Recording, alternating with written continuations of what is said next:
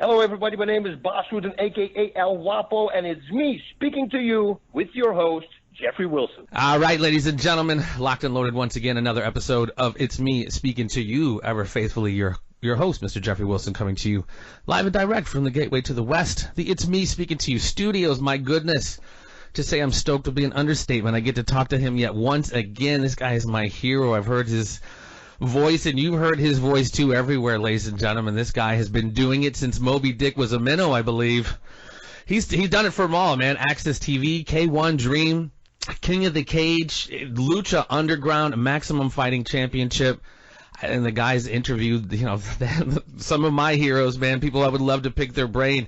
You name it, man. Dana White, Vanderlei Silva, Hulk Hogan, George Foreman, Frank Dukes. Wow, I listened to that interview again today. Steven Seagal.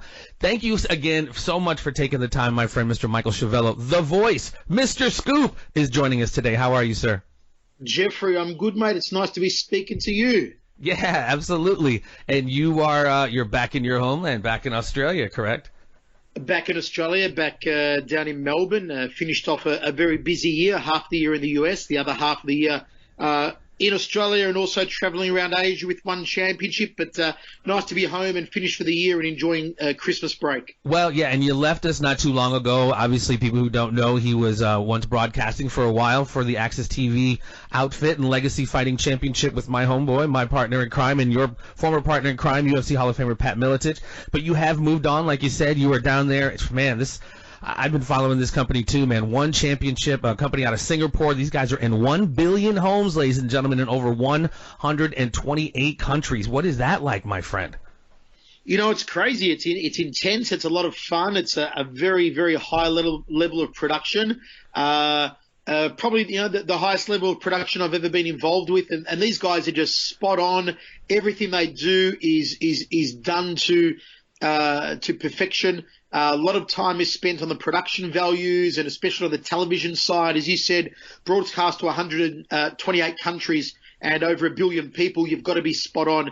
And, they're broadcasts everywhere from around Asia, the major markets like the Philippines and Malaysia and Singapore and Myanmar, over to Brazil and even Rwanda and the UK and just everywhere. So it's an amazing outfit to be a part of. And they really, they celebrate the martial arts in a way that I've never seen before. Well, and obviously you are a huge fan, man. And like I talked to you, I sent you a message a little earlier before we went on. You are so, I think the word is fastidious. Your research is so on point, and you are such a huge fan of mixed martial arts as well as professional wrestling, which I am as well. Tell me, man, I mean, you go back, 21 years old, you get this job announcing for an outfit in Melbourne. You've done the Olympic Games, Fox Sports. When did the bug bite you, man? Because as a young man, you interviewed Pele, JYD, Diego Maradona. I mean, you really started off early. When did that bug bite you? Because like I said, as a professional wrestling fan, and almost piggybacking on that question, who are your influences as professional wrestling, etc.? When did it start for you, my friend? Well, the story's an interesting one. See, I never wanted to be in media or broadcasting or anything like that. When I was growing up, Jeff, I always wanted to be an architect. That was my dream. Oh, wow. I used to love drawing. I'd buy drawing magazines. I'd draw houses, and I really wanted to be an architect. I had my mind set on it. And then in Australia, when you go in year 10, I guess like junior high in America, I suppose, you get placed to work experience. So it's a week or 2 weeks. You right away to a company you might like, in an industry you might like to work for, and you go and do, volunteer work for them for a couple of weeks to give you an idea as to what the workforce is like and the job that you might like to do in a few years' time, what it might be like. So here I am as a 15, 16-year-old writing away to 20 architecture firms, and the freaky thing was that none of them wrote back. I didn't even get a no back. No one wrote back. I stood by the mailbox every day waiting for a letter to come back from 20 firms saying, hey, we'll accept you to do a week's work experience in architecture, and no one wrote back. So it's getting close to the cutoff date, and I'm crying to my mum, going, Mum, what am I going to do? No one's written back. And out of nowhere, literally out of nowhere, my mum says to me, you've got a good voice. Why don't you do radio? I said, radio? I don't want to do radio. I haven't got a good voice. I want to be an architect. I want to be an architect. And Mum goes, listen, just humour me. Just right away to a radio station and just try and do radio. The journalists would be a fun sort of thing to do, I think. Just as long as they accept you, don't be a journalist that goes and covers any wars because you get blown up. So I'm like, all right. You know, Mum always knows best. So I wrote away to a radio station I listened to called Triple M. And weird thing was that within like a week and a half, Jeff, they wrote back a letter to me. Actually, it came on my birthday. I have it hanging up in my house to this day. April 10, 1990, I received a letter, my birthday, my 16th birthday, saying we accept you for work experience at Triple M Radio. So I went into the radio station, and this lady called Deanne Sloan is looking after me, and she looks me up and down, and she goes, what do you want to do in radio? I said, I don't. I want to be an architect. I'm just here because – still fighting it. Seriously. I said, I'm just here because, you know, my mum suggested it, and, you know, you guys accepted me. And she looked me up and down, and here I was wearing my denim jacket and a white shirt and a tie and denim pants, as you did back in 1990. And she said, I've got a good feeling about you, Michael. I'm going to put you in the newsroom with our journalists. So she puts me in this dingy little newsroom, but, man, I'll tell you what, it's like a light bulb switched on straight away. Within a minute of being around those buttons and microphones and in a studio in the newsroom, every ambition, every dream of becoming an architect went away, and all I wanted to do from that moment on was radio. So I started out doing radio, then I got into covering local sports for a local newspaper, and then that led into later on doing work for a magazine company where I was became Australia's youngest ever editor of like 9 sports and lifestyles magazines. And then when I was 21 years old, I got a gig working on Fox Sports, became Australia's youngest ever sports commentator, commentating the kickboxing and the Muay Thai on Fox Sports. And that was back in 96. Yep. And just it's gone from there ever since, you know, from there to K1 and the Olympics. How was that? I mean that was pretty early on too, and that was obviously hugely monumental. What was that like?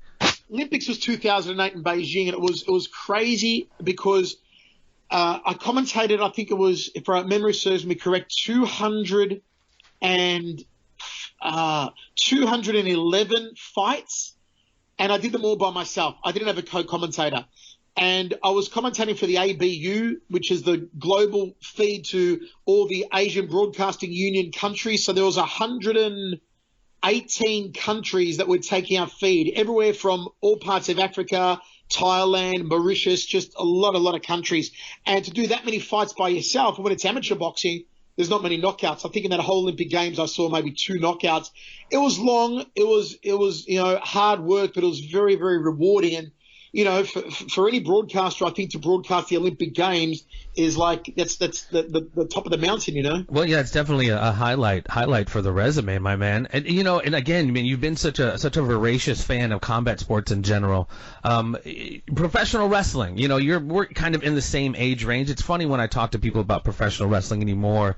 It literally starts a lot with late WWF, WWE Attitude Era. Very seldom do I meet people who really understand the territories, Crockett, NWA, et cetera, et cetera. When were you first exposed generally to professional wrestling and what about it kind of appealed to you?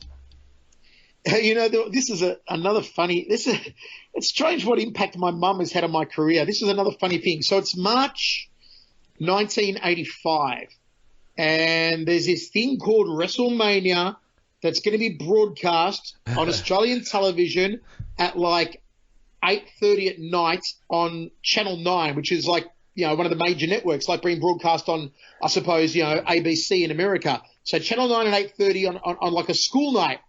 And my mum says to me, she goes, hey, this WrestleMania thing is on tonight.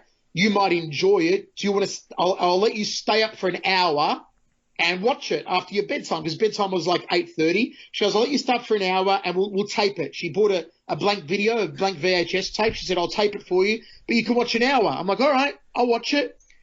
8:30 I'll watch it. And, here's this voice of this guy called Gorilla Monsoon welcoming me to the World Wrestling Federation and the biggest wrestling extravaganza of all time, WrestleMania, from Madison Square Garden. And I'm hooked straight away. And I remember watching one of the first matches was like this guy called King Kong Bundy, who was the scariest man I'd ever laid eyes on. He was this big, bad butterbean of a man who was said to be 400 plus pounds, taking on this ripped black guy called Special Delivery Jones. SD. And this guy, King Kong Bundy, to my, what was I, 10 years old at the time, just rams Special Delivery Jones, beats him with an avalanche in 10 seconds. Are you kidding me? I believe that record still holds to this day for the fastest pen. I thought he killed him. And I remember after that match, there was a commercial break. And I remember going to the video recorder, rewinding it, and watching that 10 seconds of this guy, King Kong Bundy, beating Special Delivery Jones like 4 or 5 times before the broadcast came back on after commercial break. That was it, man. I was hooked after that. From WrestleMania 1 to WrestleMania 10 was really my love affair with pro wrestling. I loved Gorilla Monsoon. I loved Jesse Ventura. I loved Bobby the Brain Heenan. I loved Hulk Hogan. I was a Hulkamaniac. But I also loved Randy Savage, Macho Man, Ultimate Warrior, Blue Blazer, Big Boss Man, Ted DiBiase. These are the guys Ravishing Rick Rude. I grew up with these guys, that Mr. Perfect Kurt Hennig. These are the guys that really fired my imagination from when I was, 10 years old to probably when I was 18, 19. And then later on, I'd switch over to WCW. I was a staunch WWF guy. Mm-hmm. And then mates of mine started watching WCW. One of my mates said, "You've got to watch WCW. They got this guy called Goldberg. He's amazing. And he's like 50-0 at the time, undefeated." And I'm like, "Dude, I don't think he'll be any better than anyone in WWF. They're going to watch this Goldberg guy. He's amazing." So I went over to one of my mates' houses and watched this Goldberg guy. I think that he was against Disco Inferno. And when he speared Disco Inferno, he almost cut him in half. It was crazy. And I was hooked on Goldberg, and me and my 3 best mates were like the biggest Goldberg fans, and we'd book the pay-per-views, we'd watch the weekly shows, and, so WCW made me feel like a kid again for a few years. So that's how my love of pro wrestling. And when I got to do Ultima Lucha in the US for the El Rey Network and for Mark Burnett Productions, it was one of the highlights of my career to finally commentate a professional wrestling show on national, American television, and a big one at that. I loved it, every moment of it. Yeah, and I'm a huge fan of Lucha. So you never necessarily were exposed to maybe your Memphis's Lance Russells, Mid-South's Boyd Pierce, Georgia Championships, Gordon Soley. Australia, we were very limited. There was none of that on TV. I know it was a big deal in America, but I didn't know who Ric Flair was for years. I had no idea. And I had no idea how big Ric Flair was, or how the reputation of like the 4 Horsemen, Arn Anderson, all these sort of guys that were NWA guys and all that, because we just never got it on television in Australia. It just didn't happen. We got WrestleMania, and before that, in the 70s and the early 80s, and I was too young to watch it. We'd get Australian wrestling that had quite a few American names came out. Bill Dundee, superstar Bill Dundee, he went on to Memphis to become big. Yeah, those old days. But I was too young for that. But we never got AWA and MWA and all the regional American stuff in Australia. So really, for everyone my generation growing up then, it was WWF, and it wasn't until later that really, when I later found out just how big the wrestling territories were in America, but it didn't really apply outside of America too much. Well, yeah, and the whole cable packages, and that's really kind of a common theme. A lot of people, WWE and F's exposure was so much bigger than the early NWA. Turner Broadcasting and WCW kind of started changing that, and the AOL and all that. But yeah, the early on stuff, boy, man, I was just raised on that stuff. So I know it had to have been pretty surreal for you, when you actually had a chance to interview Hulk Hogan. Were you in his home? I believe you were in his house, weren't you? Yes, that was great. To finally, I've interviewed a lot of people, and I'm not really ever often starstruck, to be honest with you. But I think Hogan was the first time, maybe actually one of the first times I got really starstruck. We were in his home, or I think it's his former home now in Clearwater, Florida, which at a time was one of the most expensive houses in the southern part of the USA. I mean, they built this. They built this from scratch. They didn't actually build it themselves. They lived on the property in the boathouse, I believe, while the house was being built, and it took a couple of years, maybe it took 3 years to build it. I remember Hogan telling me that the ceiling was 400-year-old imported French wood, and the place had its own private marina and had all these pools and all these rooms. It was just the most magnificent house I've ever seen. And he had it on the market because obviously he'd been divorced, so he was trying to sell it. It was on the market for, I guess it might have been like 14, 15 million at the time, which was a steal because the place is actually worth about 25, 30 million. It's crazy. Wow. So the only furniture left in the house were the 2 sofas that we were sitting on. So to interview Hogan there at that house and get to spend, not only the hour and a half the interview went for, but mind you, ladies and gentlemen, this man is so committed. He bleached his goatee, man. Oh my God, never again. Down with the blonde goatee. The night before, I bought some bleach, and I thought, I'm going to go Hollywood Hulk Hogan. I'm always, when I do interviews, Jeffrey, I'm looking for an icebreaker. Sure. So something I can ask a guest straight off that will break the ice and just get them to chill with me and relax and in the mood where they want to open up. So I thought, what can I do with Hulk Hogan? The guy's heard everything. He's heard every question before. But I bet if this Aussie, dyes his beard and does the black stubble and does Hollywood Hulk Hogan style, it's just going to be a cool icebreaker. I almost burnt my face off trying to peroxide my own beard in my hotel room during 100-degree heat outside. But it worked because it was the first thing that Hogan spoke about during the interview. We had a laugh over it. It really set the tone. It was beautiful because he gave you a tip on how to do it right, put a fan next to you, and he also let you know, my friend, you were on some gimmick infringement, as he said. He was not. That was so fantastic. But you also gave kudos. I'm sorry. You also gave kudos to superstar Billy Graham, whose gimmick he infringed. So he can't really talk too much smack about gimmick infringement. Exactly. I was more going for Hollywood Hogan because Superstar Graham was before my time. Although Superstar Billy Graham did end up managing one of my favorite wrestlers who really flew under the radar a lot, the magnificent Don Morocco, who later became Superstar Don Morocco, and we'll kind of come out to the Jesus Christ Superstar theme. And I loved Don Morocco during that period. He was a beast. Well, yeah, I guess let me ask you then. So you're Mount Rushmore of professional wrestlers, if you will, from the eras, from what all eras that you've stretched. You know what I mean, from old school to now. Think, well, you know what? We'll go. First name you're gonna have on there's gonna be Hulk Hogan. Hulk Hogan to me is gonna be first. Andre the Giant's got to be on there. Stone Cold Steve Austin has to be on there. The Rock has to be on there. And then I would like to see Randy Macho Man Savage on there. Macho Man. I know that a lot of Americans are going to say Ric Flair should be on there. That's cool. But then once again, Ric Flair, for me, I know how legendary he is. But me recognizing who he actually was because, as I said, we weren't exposed to him in Australia, I really didn't understand the legendariness of Ric Flair early on. So he really didn't have that impact on me that I know he had on a lot of your listeners. So if I was going to go another name, I'll put Ric Flair on there as well because he deserves to be on there. But you're asking from my perspective, I would go those guys. Nice. Very nice. Yeah, I always love chopping it up with you're the kind of good professional wrestling fan. Man, I mean, as a part of, some of the stuff that you have done, not just commentating, but you've also had a chance, like we've talked about, to interview really the who's who in The Voice versus. I mean, like I said, Dana White. I mean, you've really talked to a lot of people. It's funny. I was watching the Steven Seagal interview, and he just started out body language wise, and his arms were just crossed, and you kind of broke the ice with you knowing about who founded Aikido. I mean, just like you really kind of proved yourself as a knowledgeable person, and he kind of seemed to loosen up from that. Just talk about talking to some of those guys. What were some of the surprises and highlights, and who was kind of a jerk and affirmed the fact that you were a jerk, or who surprised you? What was it like talking to a lot of those guys? The Steven Seagal experience was incredible from start to finish. I'll tell you about Seagal because he was the most intriguing character of all. Let me state that there are many people have many opinions on Seagal, on Hulk Hogan, on Dana White, on all these people that I've interviewed. But I can only, Jeffrey, ever judge someone by how they treat me, and I can't go on hearsay about how they might have treated someone else. So, for Steven Seagal and I got on like a house on fire. We got on really, really well. But he's a guy whose respect I had to earn.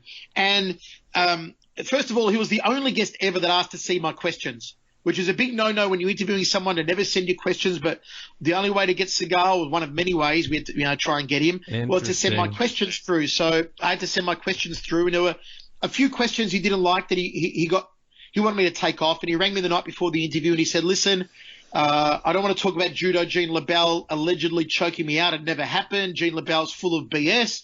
he's a crazy old man and it never happened, but I'm sick of trying to defend myself. I don't want to talk about it, so take it out. And then he didn't want to talk about it. Just to rewind, what are your thoughts on that? Because that story is of lore. Not only did he choke him out, he supposedly defecated himself. What are your thoughts on that? Is it true? What do you think? Stephen's a big guy, and he's a legitimate martial artist, a legitimate Aikido master. Gene LaBelle was a friggin' legend, super strong, awesome, could probably choke out an ox. I don't know, man. Right. I'm thinking Stephen's adamant it didn't happen, but, how can you not trust what Gene LaBelle says? He'd have no reason to lie, but who knows? It's one of those things like, who knows? Yeah. Who knows? It's like, gotcha. it's like Richard Gere with the gerbils. Who knows? Yeah. Right, go ahead. Seagal calls me the night before, and he didn't want to discuss his so-called black ops work with the CIA either.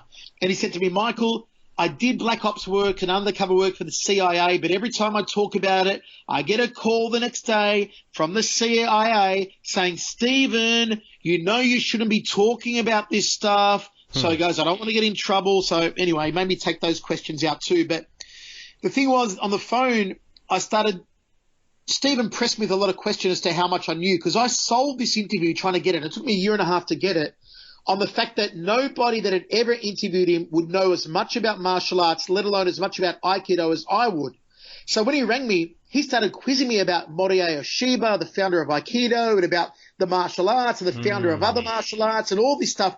And I knew it, because I'd been editor of a martial arts magazine for 10 years. I'd been, calling martial arts and writing about it for 20 years. So I knew my stuff back to front. So I'd actually earned Stephen's respect, because the Voice Versus episode was the only time Steven Seagal has ever done an interview that went for more than 10 minutes. Right. And the actual interview went for 90 plus minutes, but we strip it back to 52 minutes for television. So it was a mega interview, and a lot of it ended up on the cutting room floor because we couldn't fit it in.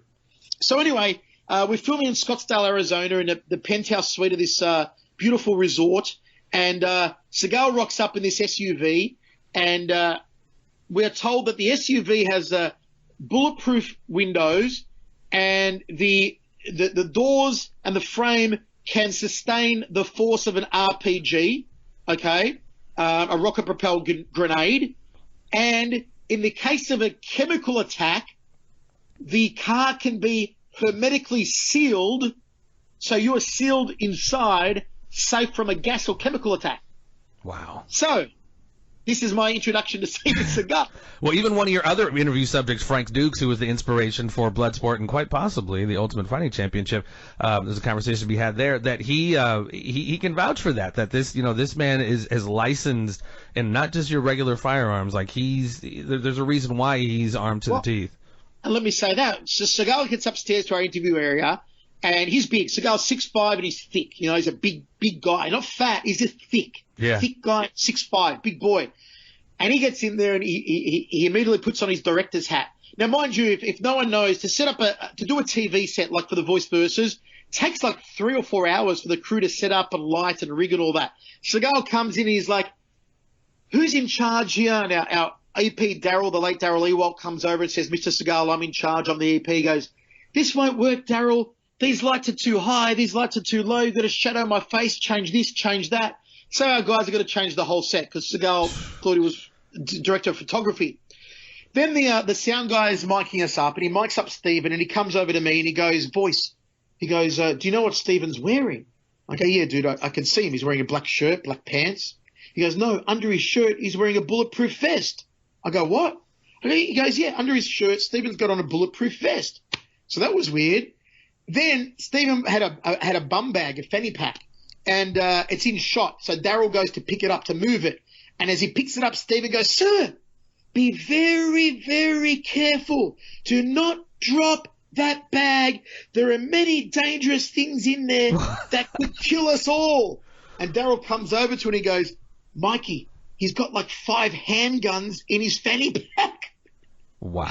So, Steven gave a great interview, but you said, the body language was just incredible. He's looking off camera a lot, and he's sniffing a lot, and very, very paranoid body language. But such a gripping, intriguing interview, because you don't know whether it's the truth, whether it's BS, but it's all just so spectacular. And if you haven't seen it, check it out on YouTube. Yes. It's worth watching. And the whole day, the whole experience with Steven was just Man, I could write a book on it. I might one day. It was great. Well, we're gonna get to your book, my friend, but yeah, I mean, I commend you, man, because you just your cojones in the level of questions. Like, you're talking to Hulk Hogan, and you're talking about the Sheik. He's like, is it true that the Sheik used to stand on his hand and do rails of cocaine? And what's he going to say? Yes, that's exactly what he. I mean, I've always believed, Jeffrey, that when you're doing interviews, you've got to. You've got to humble yourself to your guest, okay? You can't overpower your guest, and you've got to respect that your guest is the star of the show. But also, B, it's your show. It's your interview. Take control of the interview. Take the interview where you want it to go. Yes. And if you see a nice tangent it can go on, be prepared to go on a tangent and get off page. And the only way you can do that is by listening to your guest. The art of the interview is the art of listening, okay? Don't ask a question and immediately look at your notes and have the next question in mind and miss what your guest is saying, because in what they're saying, they might give you a little nugget you can branch off on. Yeah. But you've got to ask some of the harder questions, and some of the questions they just don't answer. Like with Hogan, I asked him about, the blood, the cutting in WWF, which is a taboo subject that 99% of wrestlers will not tell you about, how they deliberately cut themselves. Yeah, he seemed very hesitant at explaining his gigging. I mean, we all know it now, but he still had that old school in him where he was. Until I got him to open up, and then he explained it. He's like, yeah, man, I used to hold my razor blade in my lip between my teeth, which is my crazy. teeth and my lips. And he goes, sometimes I forget it was there. I'd go out drinking, I'd go out eating and partying, and the razor blade would still be there. So to get him to open up about that, to open up about the Iron Sheik getting pulled over with, marijuana or cocaine in his car, to open up about, the Andre the Giant story and set the record straight on Andre's apparent, racist little tiff he had with Bad News Brown, and just to set the history straight was amazing. And, same when I interviewed Stone Cold Steve Austin, the way Stone Cold opened up and some of the stories he told, and I think he was relieved to finally get his chance to have the time frame to tell these stories. He turned around at the end and said that's the best damn interview I've ever done in my life. I heard him say that. And I don't know, I'm just a geek and I pay attention to these things. Like, immediately I thought it was awesome you had the cooler of beer there. Or, the beer just sitting right there, and he's just like, I got to go to the gym later, blah, blah, blah. But sure shit, and later on, he had a beer in his hand, which was just fantastic. And that's when you knew. From that point, I really knew that he was really loose, really he was enjoying himself. And again, the Stone Cold interview, it went for about 75, 80 minutes, and you only see 52 minutes of it on the final broadcast. But, man, I cannot speak highly enough about Stone Cold. I love that guy. He's just one of the most awesome human beings I've ever met, and just he's amazing. You can talking to him off air as well. We've chatted several times on the phone and just chewed the fat. You can see how he became such a star and so successful because his work ethic is just unbelievable.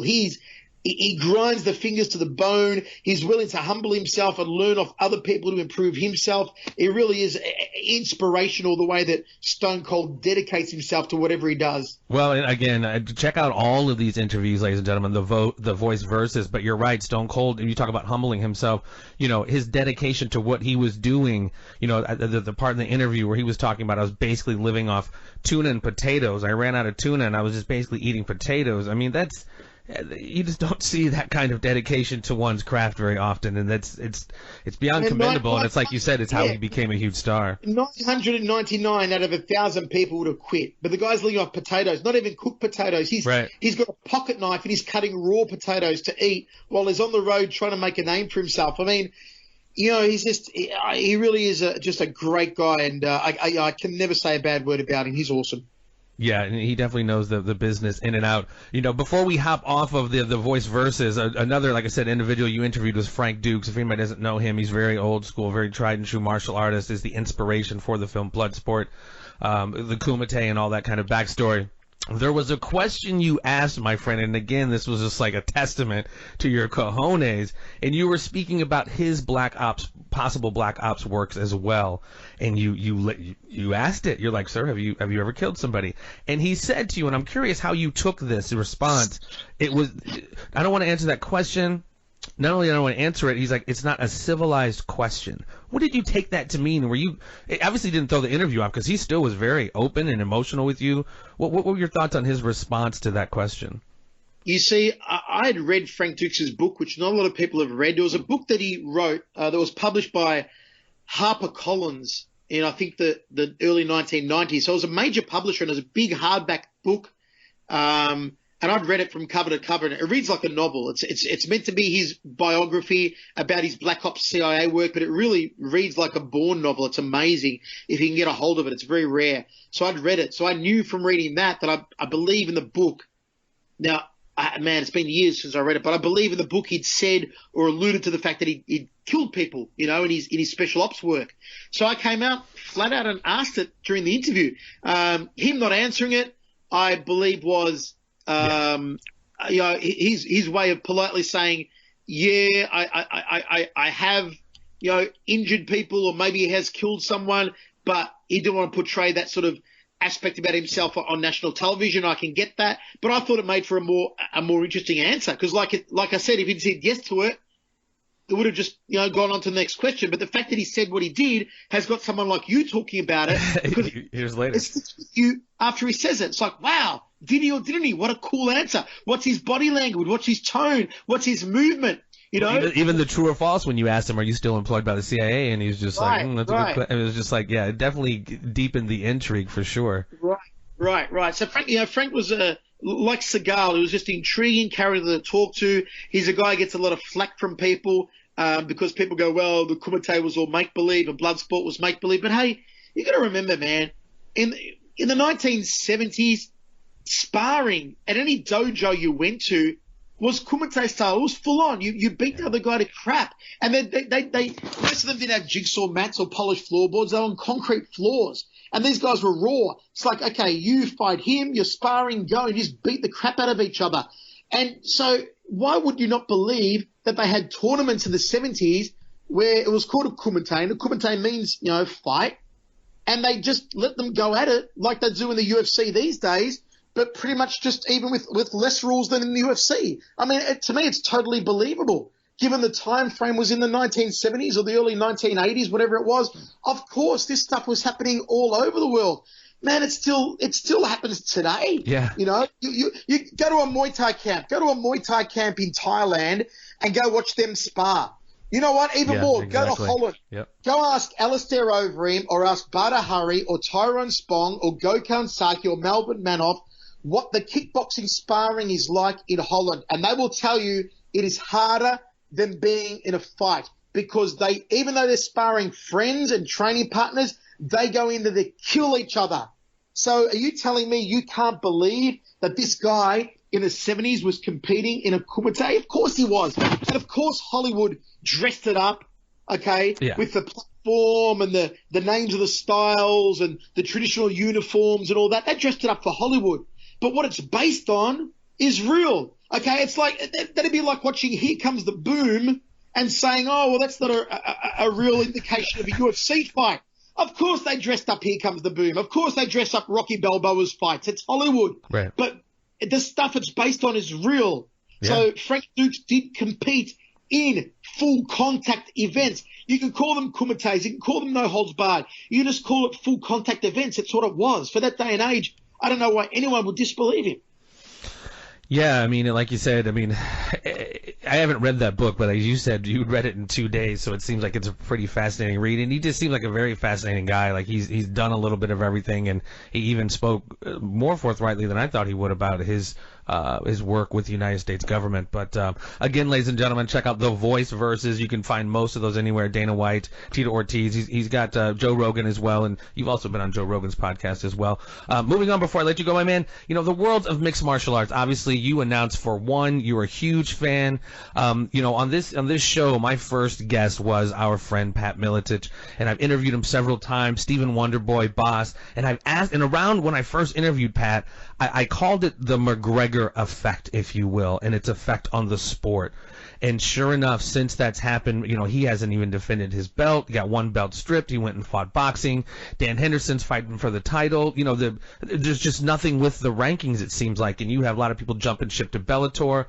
Not that it's all about UFC, but what do you see, because they are kind of the flagship brand, what do you see going on with the UFC and fighters jumping ship and stars going away? No more Ronda right now or Anderson, and they really have to rebuild stars. And on top of that, the McGregor effect. What are your thoughts on the brand on mixed martial arts right now, my friend? I really think UFC is sort of in this I won't call it limbo period. They're in a period of change. All right, we'll go back and give it another professional wrestling comparison. I'll compare it to the time when, let's say, WWF had to get out of the Bret Hart, Diesel era of like WrestleMania 11. Yes, dude. Same metaphor I've used. I've used the same thing where they had to rebuild Stone Cold and The Rock. Yeah. Attitude Era, the Stone Cold era, the D-Generation X era. Yep. So those few years where Bret Hart took the torch, for a couple of years he was the champion, and then Diesel held it briefly after that. That was sort of like a WWF going away from Hulk Hogan. The old Hulk Hogan, Hulkamania days were over, but they weren't at the Attitude Era, D-Generation X era, which would probably end up being bigger than Hulkamania. They were in between. So I see UFC in that same era at the moment, where the Ronda, Anderson days, GSP even days are sort of behind them now, and they're building all these new stars, guys we aren't too familiar with but are going to get there. You've seen people like Brian Ortega putting on a great performance on the weekend. So they're building new, exciting stars, but it's going to take them a couple of more years for these stars to come to fruition and star-level maturity. So that's really where I think UFC is at the moment. They're in that same era WWF was in when Hulkamania ended, and then, before Stone Cold and Attitude Era and D-Generation X began. Well, and obviously there's always room to build new stars, as we've seen, but what are your thoughts on the whole ranking system? And almost with wrestling, the belts are they change hands so much they almost don't mean anything. I mean, obviously it's different in mixed martial arts, but again, you're Dan Henderson fighting for the title. Again, this is a while ago, Chael Sonnen losing to Anderson and then fighting for John Jones for the title. I think that anytime you fight for a title, you got to qualify for it. The title has to be sacred. For me, growing up with WWF, that heavyweight championship was always just so sacred. Yeah. And when they split it and they had like the world championship and the heavyweight championship, to me it made no sense. I like just one championship belt, one belt above all others that everyone aspires to. That's the pinnacle of sports entertainment. It's the same in mixed martial arts. I like one belt. I've never liked interims. I don't understand interims. I think they're silly. Having someone be an interim champion, it's ridiculous. Even Rob Whittaker. I mean, he's an Aussie. I love Rob. He's fantastic. But how are you champion now when you've never fought for the championship belt? Just put it down as a vacant title.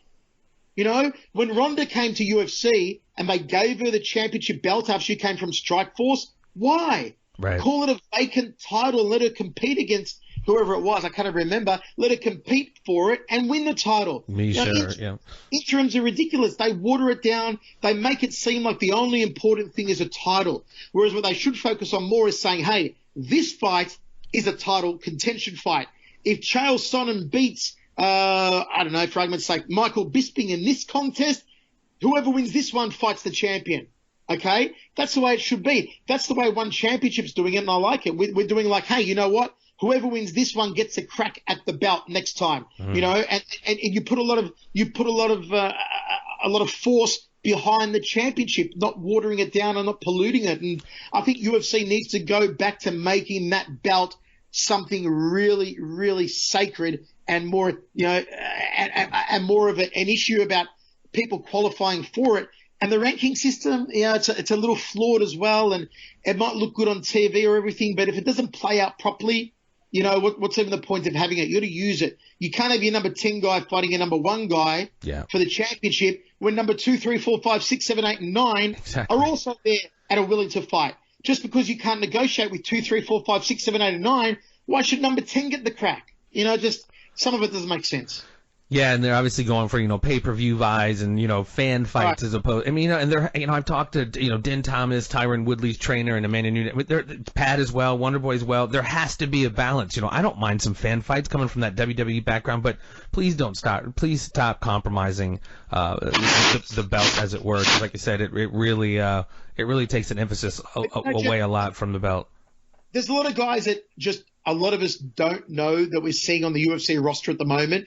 But we've just got to be really patient. You see, UFC's got matchmaker Mick Maynard, and Mick Maynard is a genius when it comes to matchmaking. I think UFC signing him up was a brilliant move. And this is all part of Mick's plan. I can see it, that he's bringing this talent that we've seen in, Legacy Fighting Alliance and CES and a lot of the smaller promotions, bringing them to UFC, putting them on TV slowly but surely, getting them built up and building their experience, and he's hoping it will pay dividends in a couple of years' time. So like I said, we've got to have a bit of faith in someone like Mick Maynard, that he knows what he's doing, and they're in that transition period, and in 2 years' time, we'll be talking about Brian Ortega as big a name as Nick Diaz, stuff like that. Yeah, and I love that, honestly. I mean, I love that, to see that ebb and flow, the competition. I really miss, even going back to the Pride days, I wish you could still have something like that there. But, I don't want to keep you too much longer, man. I'll just kind of break this down. You obviously are a huge boxing fan. I'm going to run through this somewhat fast. MMA, you've been there. You've seen the who's who for quite a while now. Mount Rushmore, my friend, of the MMA world, not just UFC. Go back to Bruce Lee if you need to. Who's your Mount Rushmore? Well, you know what? And you can expand it a couple. Okay. Mount Rushmore's not a little bit. I'm going to put Bruce Lee on there because for many people, he is the original exposure to mixed martial arts, especially in a movie like Enter the Dragon, where you see him, in the MMA-style gloves, doing the arm bars and that on I think it was Sammo Hung's character, played by Sammo Hung. You see him using the mixed martial arts. So you've got to put Bruce Lee on there. You've got to put Muhammad Ali on there because Muhammad Ali was a lot of people's exposure simply to the fight game. And then when he fought Inoki, it really was a worldwide exposure almost to what would almost qualify as one of the very first mixed martial arts matches. Well, do you think that was a shoot? Full shoot? No. Let me tell you a story here. A couple of years ago in Vegas, I'm hanging out with Michael Jai White. Michael Jai White, among many other roles, played the role of Mike Tyson on HBO's film Tyson. So I'm hanging out with Michael Jai White. We're walking through the Bellagio, and he sees this guy he knows, this old guy. Guy's name is I'm going to get his last name wrong. It's Gene Kilroy. Ends up, this guy used to be Muhammad Ali's business manager. So he was like Ali's best mate. And, now he's like 80 years old or whatever, but he's a legend in Vegas, and I met him. Michael's talking to him. And so I say to him, hey, were you there when Ali fought Inoki at the Budokan?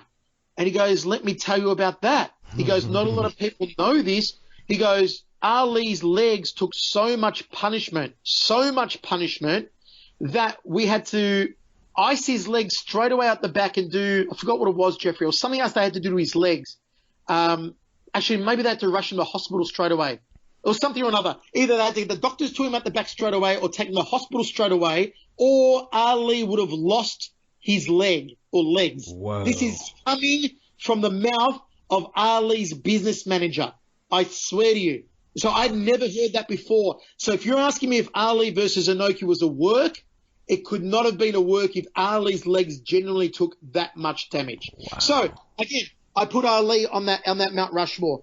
And then we're going to get into the pioneer days. Obviously, first name has to be there, Hoist Gracie, okay?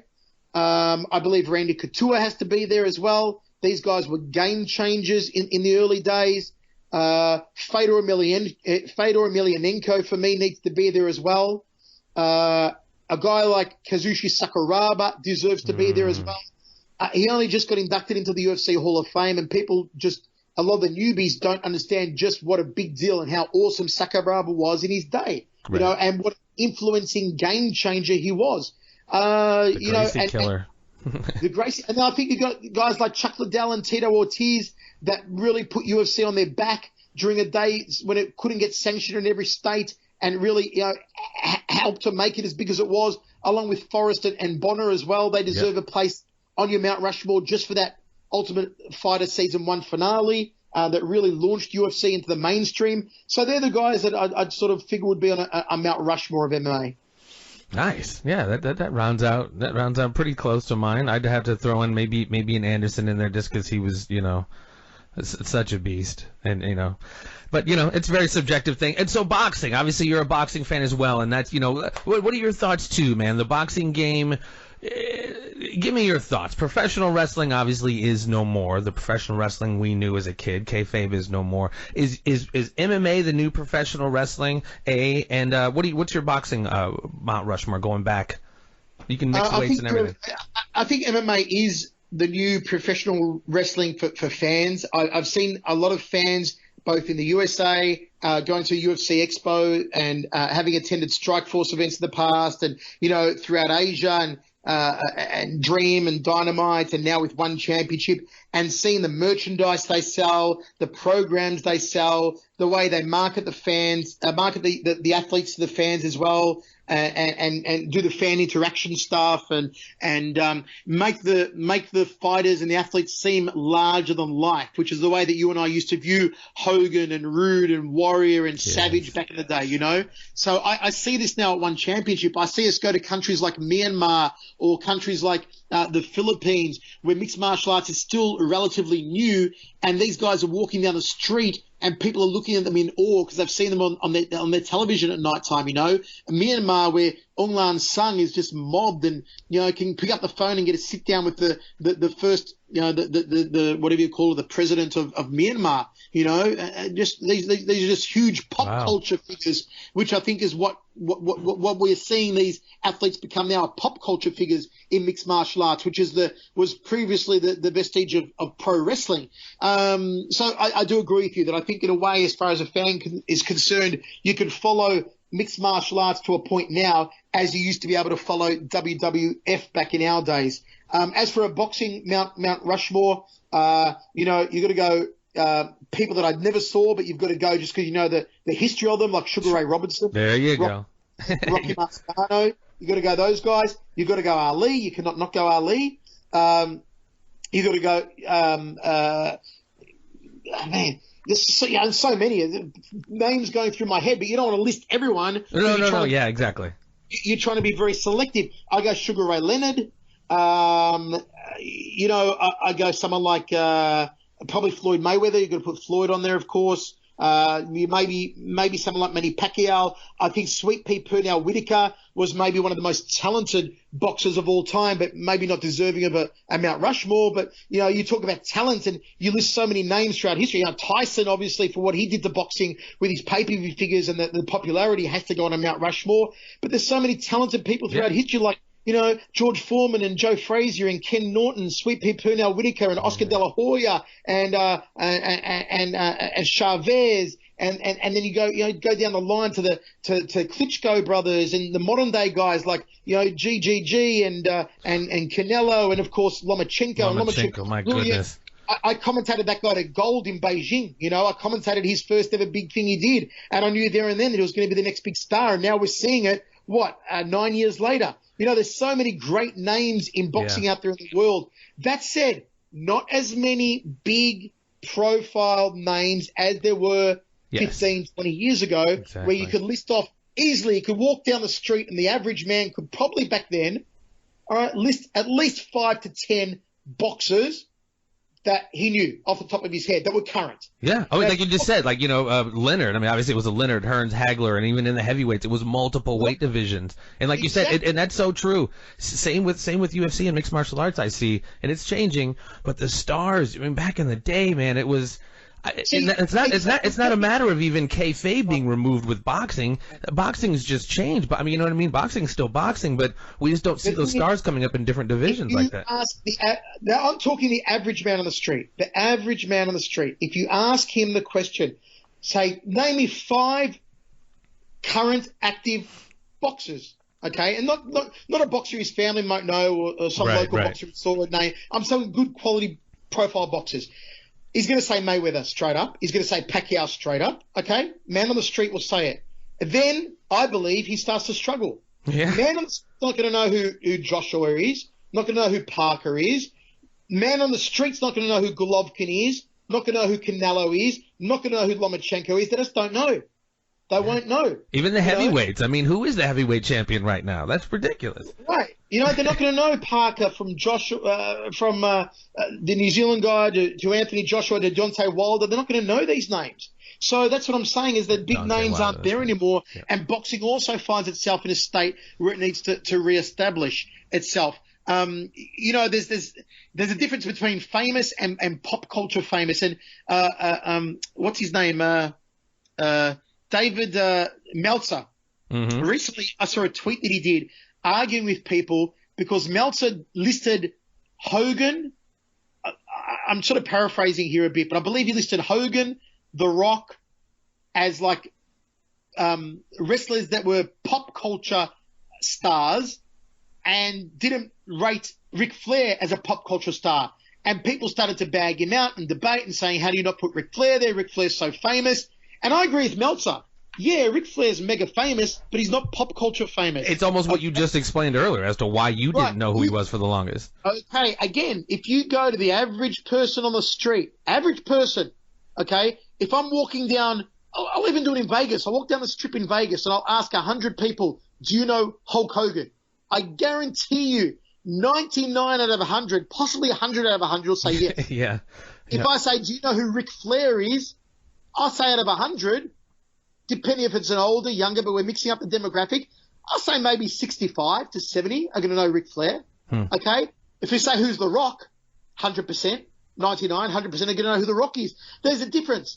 Now, I'm not saying Flair's not famous because even 75 out of 100 makes you bloody famous. Right. Okay? But he's not transcended to pop culture famous, which someone like Hogan, which someone like The Rock has. He's not Coca-Cola, that's for sure. No, he's not Coca-Cola. Yeah. He's not. Exactly. He's not. So, and again, I always put these debates down to man in the street. Would the man in the street know who this person is? Right. They don't know who Golovkin is. They don't know who Canelo is. They don't know who Lomachenko is. Are those guys freaking awesome? Yes. Are they popular? Yes. Are they man in the street popular? No. That's just where it is. Yeah, and that's true. I mean, we could get into like why that is different. Like Sugar Ray Leonard, I mean, he was like one of the golden boys coming off the Olympics. There was so much stuff that propelled him in boxing at that time. But yeah, very, very fascinating. But also, Jeff, also back then, remember, boxing was treated in the mainstream a lot better. You'd see guys like Sugar Ray in movie parts, in mainstream TV roles, doing mainstream commercials, doing appearances, red carpets. You'd see them on talk shows back in the day. Now, you don't see any of these guys on talk shows or doing red carpets at awards nights or anything like that. You just don't see it. They're not embraced like they used to be 20 or 30 years ago. Yeah, the game has definitely changed. And I'm going to add two more things I'm going to let you slide, and this is an easy segue into one of these last questions. What role do you feel, in your opinion, sir, on concussions and CTE, chronic traumatic encephalopathy? What do you feel that role and the PR, the negative PR that's played on combat sports, football, etc., but particularly how it's affecting boxing and MMA? I think a lot, but I think it's also very misunderstood. Our sport, and when I say our sport, I'll umbrella all combat sports, but I'll specifically throw an umbrella over mixed martial arts, is very misunderstood. When I tell people what I do for a job, people go, what do you do? And I'm a sports broadcaster, what sport? And I'll say mixed martial arts, or I'll just say UFC because most people know it as UFC, Right. And they go, ooh, too violent for me. I go, what do you watch? What sports do you like? Oh, I like football, Aussie rules football. All right. Now, if you've never seen Aussie rules football, you're allowed to do this. You can take a 20-meter run-up at full blast towards a guy whose back is turned to you. This guy doesn't know you're running at him from behind. You can then leap onto his back, dig your knee into his spine, so you climb on him with your knee dug into his spine and catch the ball. Okay? Jeez. You can also run up and down the field with no padding. There's no padding. The only padding you have is a mouth guard. Okay? And you can grab a guy and wrench tackle him to the ground, slam him down onto the ground. Okay? You can do these things in Australian rules football. Much, much, much more violent and impactful and injury-prone sport than mixed martial arts, where they're professionals, where they're trained to defend against all these sorts of attacks, and they can see the attacks, but mixed martial arts is perceived as the more dangerous sport. Same with rugby. Rugby can be so dangerous, the guys have to wear masking tape on their ears to hold their ears on their head so they don't get ripped off. Okay? But mainstream acceptance. But people will go, ooh, mixed martial arts, UFC, too violent for me. Oh, that's that no rules stuff, right? No, they're friggin' exactly. Ignorance is bliss. You're right. They can do anything, right? They can do anything. No, they can't do anything. Yeah. But it's people not educated, not knowing. And that stems from the early days where it was, marketed as no holds barred, anything goes, age, and it's just the way it is. You either try and explain it to everyone, or you just go, all Right. no worries. Well, yeah, you definitely. I never try and force it on anyone. Everyone has their own likings, and each to their own. Absolutely. And you've been around way more than I have. I mean, these are some of the most highly trained, most disciplined people in the world. And if anybody knows anything about martial arts, true martial artists, that's not the last thing they are. Is I mean, of course you have you were talking to Steven Seagal, you were distinguishing between martial artists and fighters. You have fighters out there. You got your knuckleheads, but most of your top level martial artists are some of the most zen, kick back, chill people you could ever meet. Of course, and it's, I would say probably in the UFC, I'd say the ratio is a little less. It's probably, still most of them are martial artists, but the ratio might be 60-40. Right. Somewhere like One Championship, where you're digging into that Asian martial arts space, the percentage is way up there. It's like 99-1 on, it's so they're so focused on the respect factor. There's no trash talking allowed. There's no throwing bottles, throwing Monster Energy drinks. There's no pushing and shoving. There's no walking around with hoodies on and dark glasses with your earplugs in and the brooding characters. Everyone's instilled a martial arts Budo spirit into them, which I really like, because I think that's what the sport is really about. And I'm a little disappointed that a lot of the UFC stuff and the Bellator stuff has had to go the way of trash talking, very obvious, tacky trash talking from people who don't know how to trash talk. It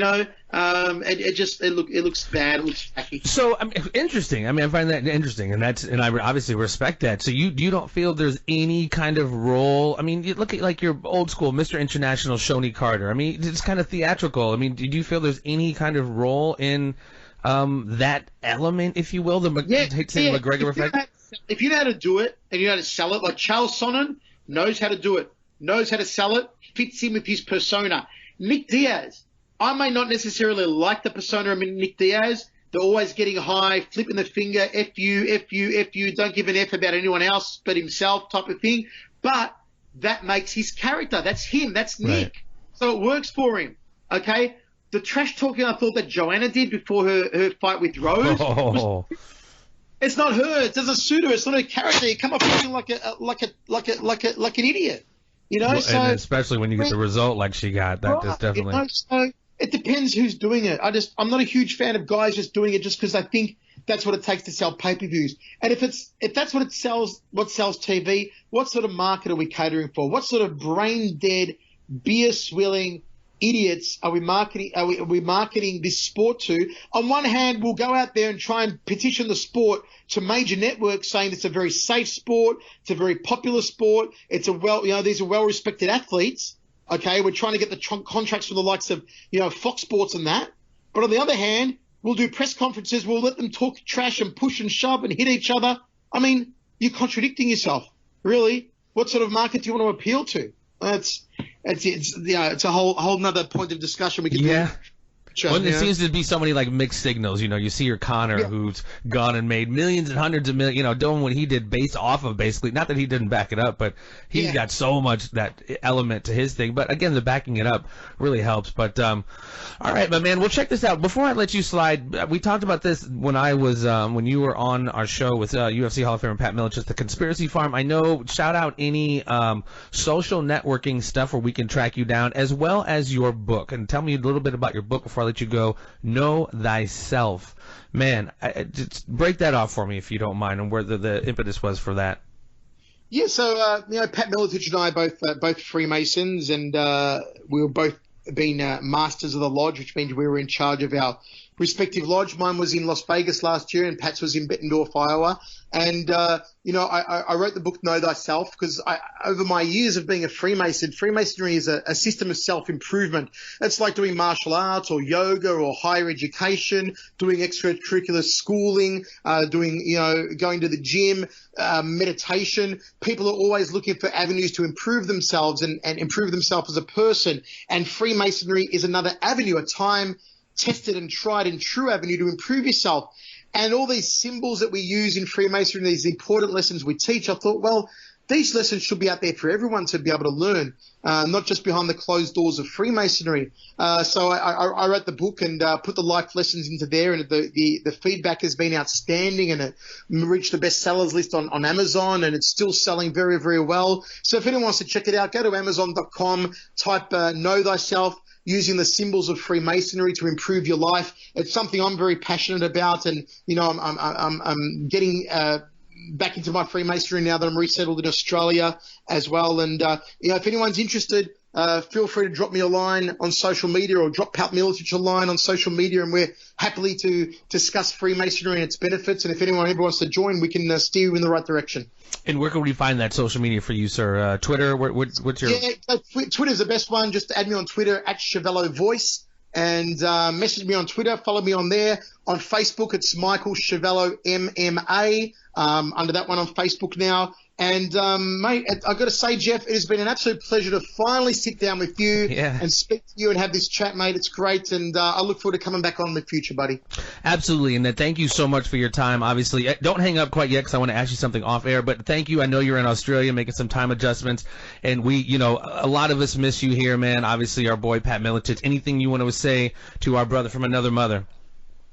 No, I'm not going to say anything to him. I miss him so much. I want you to wrap your arms around him, give him a big kiss from me, and say that's from Schiavello. I will do that, man. Like I said, I just had to move back down here to St. Louis and left him, and we're not going anywhere because we got a nice little tag team going. But again, thank you so much, Michael, and continued success and one championship, ladies and gentlemen. They are killing it, man. Over 1 billion homes in 128 countries. That's nothing to sneeze at. Again, Mr. Michael Schiavello has joined us today. Thank you, ladies and gentlemen. Peace, love.